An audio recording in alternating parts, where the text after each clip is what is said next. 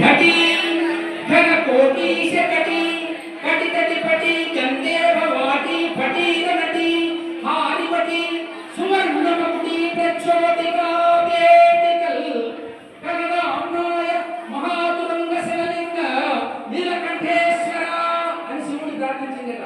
నీలకంఠేశ్వర అని ఎందుకంటే ఆయన అప్పుడే సముద్రంలో నుంచి వచ్చిన గరణాలు ఎందుకు వచ్చాట.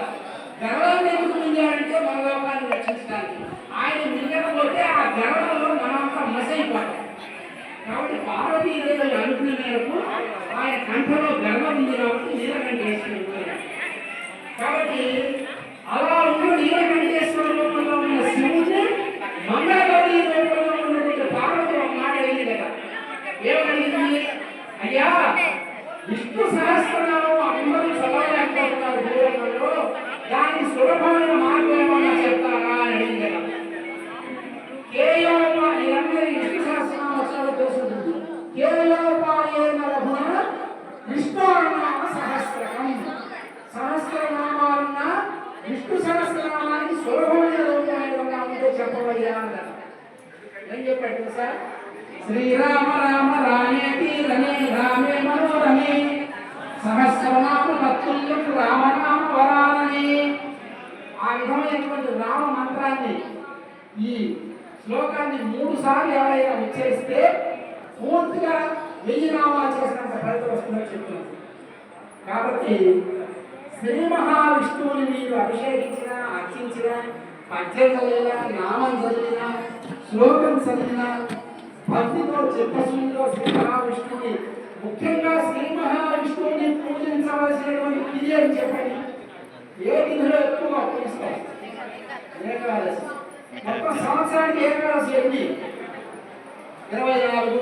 అధిక మాసం వస్తే 24. ఒక్కొక్క ఏకాదశికి ఒక్కొక్క పేరు. అందులో అత్యంత అద్భుతమైన ఏకాదశి కొన్ని ఉన్నాయి. Vaikuntha Ekadashi, very good. అలాగే భీష్మ ఏకాదశి, అలాగే చురుక ఏకాదశి, నిర్జల ఏకాదశి. ఇది అన్నింటికన్నా గొప్పది. నిర్జల, జలము కూడా కాకుండా ఉండాలి. పర్వాలేదు స్వామి చెప్పుకున్నాక రాదు. నిర్జల ఏకాదశి ఎవరు చేశారు?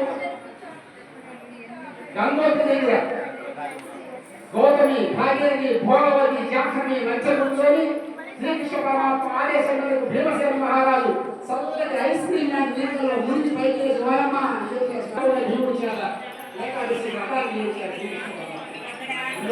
నిర్జల ఏకాదశి అంటారు. అయితే ఆ పని మనం చేయగలమా? ఈ భూలోకంలో వృద్ధులు ఉంటారు, బాలికలు ఉంటారు, రోగగ్రస్తులు ఉంటారు.